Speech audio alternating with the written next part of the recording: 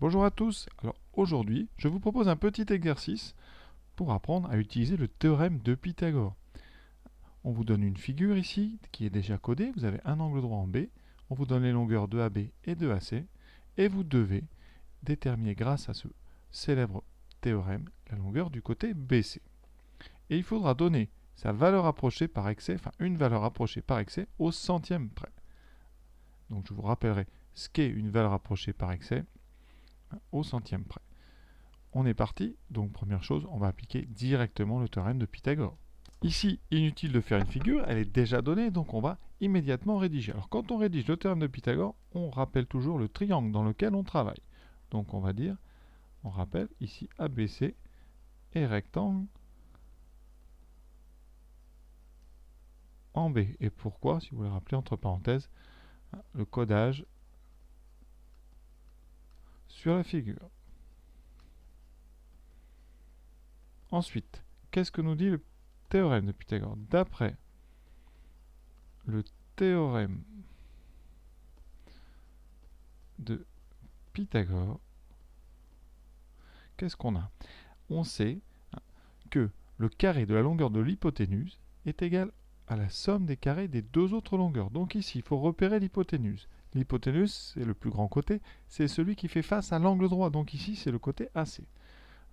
Nous, on cherche BC. Donc on va écrire quoi? Eh bien, donc BC carré plus AB carré est égal donc à notre hypoténuse au carré égale AC carré. Alors je l'écris dans ce sens-là parce que mon inconnu, c'est BC. Donc je mets tout de suite l'inconnu du bon côté, l'inconnu est à gauche. On pourrait très bien dire AC carré égale BC carré plus AB carré, mais mon inconnu serait à droite.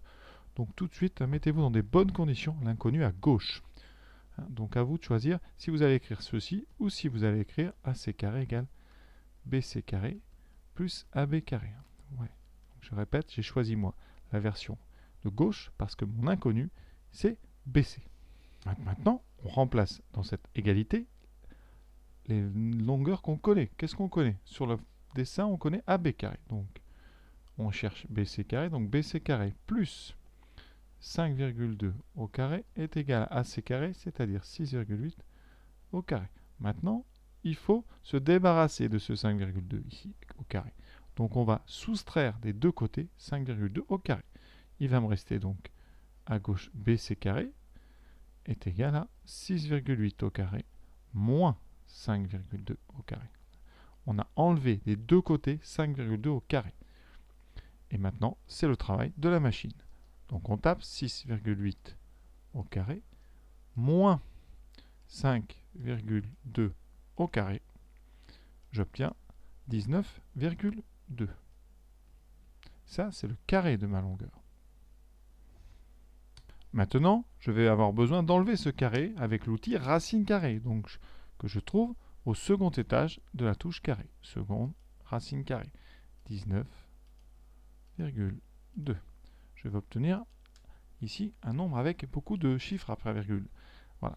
La question c'est, qu'est-ce que je dois donner comme réponse? On me demande une valeur approchée par excès au centième. Le plus simple pour faire ça, c'est de donner une valeur avec deux chiffres après virgule, parce qu'on est au centième. Centième, c'est donc 0,01. Donc on va donner une valeur à deux chiffres après virgule, mais plus grande.